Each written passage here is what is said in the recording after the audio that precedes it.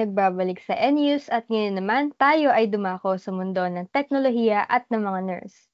Muling nagbabalik sa NUs at ngayon naman tayo ay dumako sa mundo ng teknolohiya at ng mga nurse. Muling nagbabalik sa NUs at ngayon naman tayo ay dumako sa mundo ng teknolohiya at ng mga nurse. Habang patuloy na umuunlad ang teknolohiya sa ating mundo, patuloy rin itong isinasalin sa mga healthcare facilities, tulad na lamang sa mga clinics at mga ospital. But, there's more. Kamakailan lang ay naglabas ng bagong software system ang National University na makakatulong daw lalo sa mga student nurses. Totoo nga ba? Now, we have Miss JL sa isang video conference room na feature mismo ng system na ito. Miss JL, kumusta naman kayo dyan? Yes, we are okay here, and as you have heard and as you can see, we are now using the video conference room na feature ng bagong software system na tinatawag nating N-Nurse, kung saan mas mahahasa ng mga NU student nurses ang kanilang skills para sa preparation sa kanilang future career as nurses. Dito sa video conference room, we have Miss Cindy, na isa sa mga piling student nurses na nabigyan ng pagkakataon na subukan at gamitin ang software system na ito. So, Miss Cindy, paano mo masasabing makatutulong sa iyo ito as a student nurse? Hello po! So, as we all know naman po, technology does really makes our lives easier. So, dito sa N-Nurse po, sobrang laking tulong niya actually, especially when it comes to practicing our skills. For example na lang po, natutulungan po kami kung paano makipag-communicate with patients. Katulad na lang po nitong video conference room na po nito.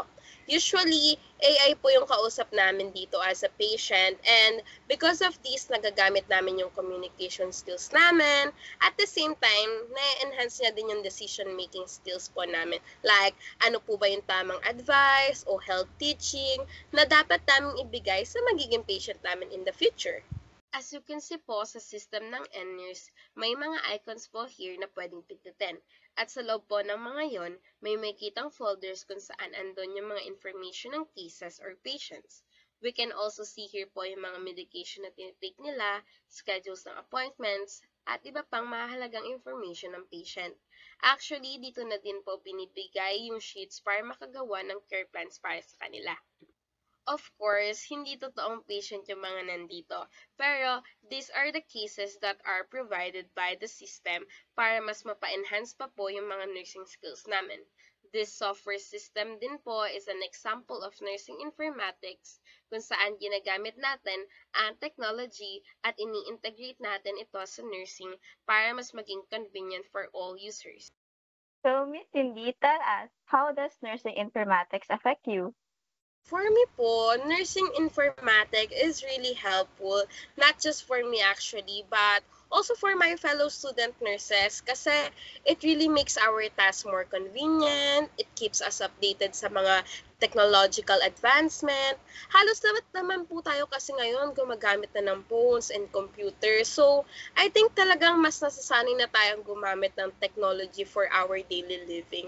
At syempre, hindi naman din naiiba po yung nursing field doon. Mas napapadali po kasi nito yung buhay namin kasi mas marami kaming resources na nagagamit para mas ma-enhance pa yung skills namin. Lalo na pagdating sa pagpa-plan, pagmamonitor ng medication intake, scheduled appointments, saka yung iba pa pong mga activities ng mga patient, which lahat po yun nakaayon sa mga care plan na ginagawa namin para sa kanila. Tsaka bukod na rin po doon, malaking tulong din talaga yung nursing informatics sa communication namin, lalo na kapag may kailangan kaming i-update sa mga instructors, clinical supervisor, or kahit sa mga kasama namin po sa duty. And mas madali na pong nag-share ng patient records, mag-report ng observation, mag-coordinate ng care, kaya yung trabaho po namin nagiging mas efficient, mas organized, saka isa pa pong advantage is like yung accessibility ng information kapag may gusto kaming review about certain medical conditions, procedures po, medication, isang search lang po namin sa database or yung mga nursing apps dito, andun na po agad yung mga sagot. Hindi na namin kailangan maghanap sa sobrang daming libro. Kaya mas madali kaming nakapag-focus po sa pag-aalaga ng pasyente. And again, po, I'm just answering this not just for myself, but for all of us na rin po, especially as a group of student nurses. We all agree po kasi na technology really make things easier. Pero, syempre, kami pa rin ang gumagawa ng trabaho namin, of course po. Ginagamit lang namin yung N-Nurse as a stepping stone para mas ma-improve pa po yung skills namin at maging handa kami for our future careers. Sa madaling salita po, hindi lang siya basta convenience, kundi isang malaking factor din para mas mapabuti pa po namin yung quality care na mabibigay namin sa mga patient. Kaya sobrang laking tulong po talaga ng nursing informatics sa aming mga student nurses and for sure, pati na rin sa mga future registered nurses na magiging bahagi ng healthcare field po. Okay, thank you, Miss Jael and Miss Cindy, for that wonderful demonstration and answers. So that is all for Enders at magbabalik kami for more interesting news. So, thank you for watching!